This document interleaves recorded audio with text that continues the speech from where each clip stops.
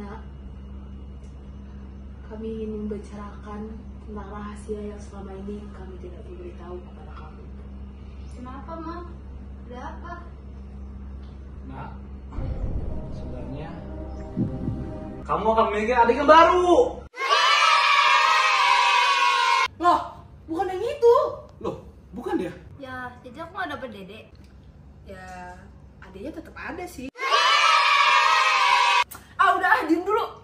Kita serius dulu. Jadi, yang mau mama ngomongin adalah mama mau kasih tahu bahwa kamu membawa thalassemia minor dari lahir.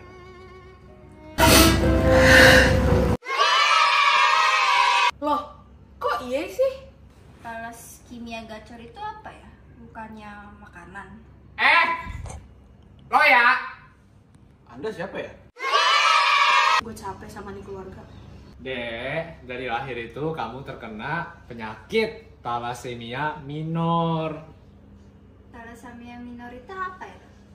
Oke, tanpa berlama-lama lagi, mari kita langsung dalami saja. Yuk kita pelajari, belajar biologi, senangnya hati ini. Mari kita bersama dalami topik yang ini tentang thalassemia.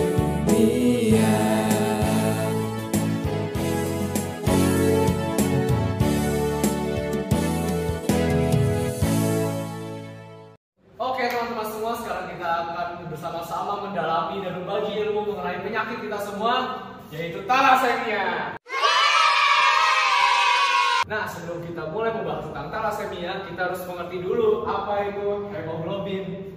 Ada yang tahu kira-kira apa itu hemoglobin? Saya, Dok. Hemoglobin adalah protein kompleks yang terdapat dalam eritrosit atau sel darah merah. Hemoglobin berperan untuk mengangkut oksigen dan karbon dioksida. Hemoglobin terdiri dari dua komponen utama, yaitu zat besi atau Heme dan rantai globin. Nah, betul sekali. Nah, sekarang apakah ada yang tahu apa itu rantai globin? Aku tahu, Dok. Rantai globin tuh dibagi menjadi 4. Ada rantai alfa, beta, delta, dan gamma. Rantai alfa dan beta itu adalah dua jenis rantai protein utama dalam hemoglobin. Mereka membentuk pasangan yang saling berinteraksi dan membentuk inti struktur hemoglobin serta membawa oksigen. Nah, rantai delta dan gamma juga dapat menjadi bagian dari struktur hemoglobin, tergantung pada jenis hemoglobin dan tahap perkembangannya. Rantai delta dan gamma dapat berperan dalam pembentukan jenis hemoglobin yang berbeda pada tahap perkembangan sel darah merah. Rantai globin dibentuk oleh gen masing-masing. Ada gen alfa, beta, delta, dan juga gamma.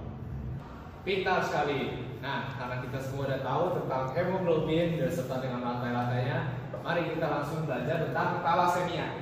Thalassemia adalah penyakit yang bersifat turunan, dan turunan itu adalah sumsum tulang mereka tidak memiliki gen yang untuk memproduksi rantai hemoglobin, sehingga penderitanya memiliki cacat hemoglobin, sehingga sel darah merahnya itu rusak. Karena sel darah merahnya rusak, penderita seringkali mengalami anemia yang berkala. Tapi, Dok, ibu saya dan ayah saya nggak pernah tuh namanya kena penyakit anemia. Kok dokter bisa bilang kita semua kena penyakit thalassemia? Dokter bohong ya? Diam dulu bisa nggak? Baru mau dijelasin. Woi. Jadi berdasarkan tingkat keparahannya, thalassemia itu dibagi menjadi 3, yaitu minor, intermediate, dan mayor. Nah, kalau keluarga CS di sini, mereka adalah thalassemia minor atau pembawa sifat. Makanya kalian nggak dapat gejala anemia. Selain itu, thalassemia juga dibagi menjadi 2 berdasarkan jenis gen yang hilang, yaitu thalassemia alfa dan thalassemia beta. Sebenarnya ada juga thalassemia delta dan thalassemia gamma. Namun gejala-gejalanya tidak terlalu signifikan dan juga mereka itu sangat langka. Jadi minim sekali informasi mengenai mereka. Karena itu kita nggak bakal bahas itu di pada kali ini. Oh, saya jadi ingat waktu itu dokter saya menjelaskan bahwa saya memiliki thalassemia alfa minor, yang artinya saya kehilangan 1 atau 2 gen alfa. Dokter, saya juga baru ingat nih. Saya pernah dijelasin sama dokter bahwa bahwa saya memiliki thalassemia beta minor, yang berarti saya kehilangan 1 gen beta. Kalau aku pikir-pikir lagi sih, meskipun aku nggak pernah pingsan karena anemia, aku termasuk anak yang paling mudah kelelahan dibandingkan teman-teman aku. Wah, kalian enak banget ya, nggak pernah kena anemia. Kata dokter, aku memiliki thalassemia alfa intermedia, yang berarti aku kehilangan 3 gen alfa. Nah, orang yang kena thalassemia beta intermedia itu kehilangan 2 gen alfa. Untuk aku sendiri, sebagai penderita thalassemia intermedia, gejala-gejalanya adalah anemia sedang hingga berat, pertumbuhan terhambat, pembengkakan perut akibat limpa yang membesar, dan komplikasi tulang. Gejala lu tuh belum ada apa-apanya. Gue penderita thalassemia beta mayor, gue kehilangan 3 gen beta. Sedangkan orang yang terkena thalassemia alfa mayor kehilangan 4 gen alfa. Untuk aku sendiri, sebagai penderita thalassemia mayor, gejala-gejalanya kurang lebih sama seperti Bayu, tapi lebih parah dan tambahan pembengkakan wajah dan tubuh, wajah pucat, deformitas tulang wajah, dan urin yang gelap. Dok, apakah sebenarnya ada cara untuk mencegah thalassemia? Nah, thalassemia itu sebenarnya nggak disebabkan oleh pola hidup yang kurang sehat atau penyakit menular dari orang lain. Namun, thalassemia itu merupakan penyakit turunan yang ditularkan genetik orang tua. Tapi dok, orang tua aku tidak pernah memiliki penyakit thalassemia tuh. Mungkin orang tuamu itu membawa sifat thalassemia atau thalassemia minor seperti keluarga CS. Meskipun orang tuanya tidak mengalami gejala-gejala thalassemia, tidak menjamin bahwa anaknya tidak terkena penyakit thalassemia karena dapat ditularkan melalui gen resesif. Itu bisa dimengerti melalui gambar ini.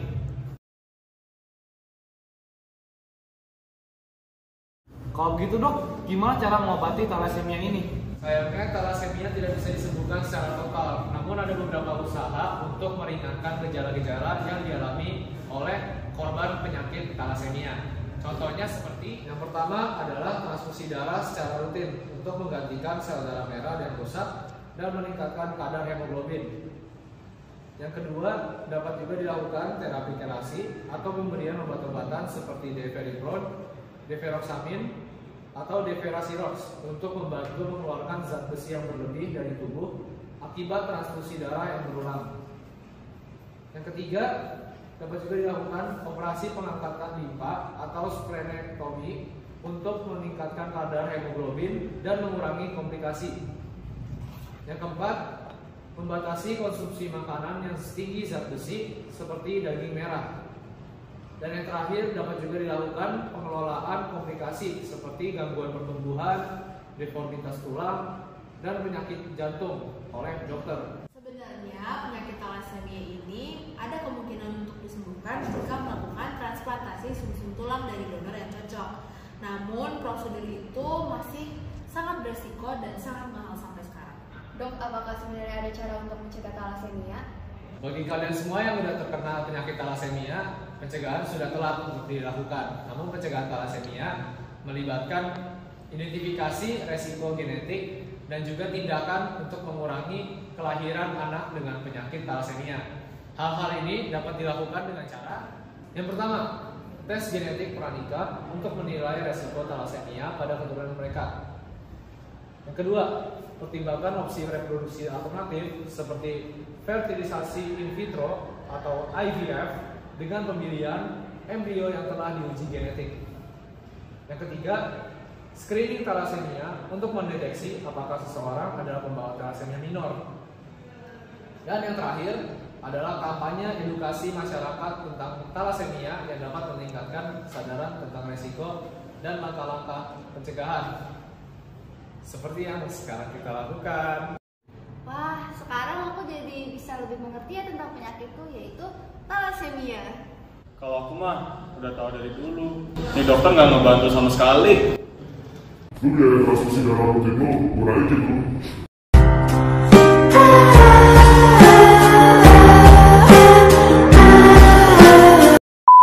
Teman-teman, terima kasih sudah menonton video kita pada kali ini sampai akhir. Gimana? Seru kan kita belajar biologi bareng? Jika kalian suka dengan video kali ini, jangan lupa untuk like, comment, dan subscribe. Dan jangan lupa untuk share ke 10 juta ribu orang. Terima kasih.